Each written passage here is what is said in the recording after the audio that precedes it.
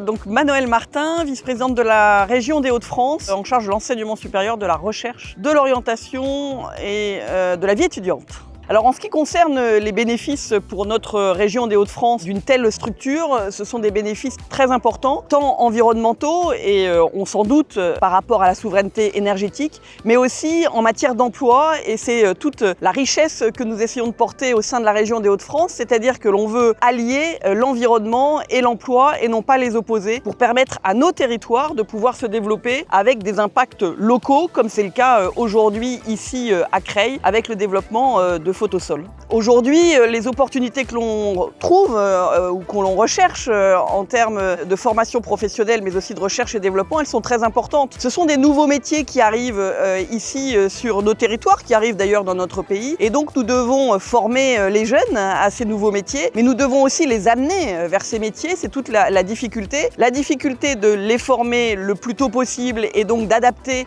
tout notre système de formation. Et puis derrière, d'adapter notre système de recherche et d'innovation, de faire en sorte qu'au travers de ces ENR, il y ait des nouvelles capacités, des nouvelles opportunités pour permettre à la jeunesse, mais pas que, à l'emploi de la région des Hauts-de-France, de pouvoir se développer en phase justement avec ces évolutions. En ce qui concerne les ambitions de la région Hauts-de-France, elles sont fortes. Le président Xavier Bertrand, depuis 10 ans, avec cette politique de troisième révolution industrielle, a souhaité faire en sorte que la place de la région Hauts-de-France dans le dispositif national soit très forte dans la transition énergétique à tout point de vue. C'est d'accompagner les projets qui veulent se développer sur notre territoire, mais c'est aussi d'accompagner les projets à l'échelle nationale, c'est-à-dire de faire en sorte que notre territoire existe à l'échelle nationale. Il y a une complémentarité, bien évidemment, entre agriculture et photovoltaïsme.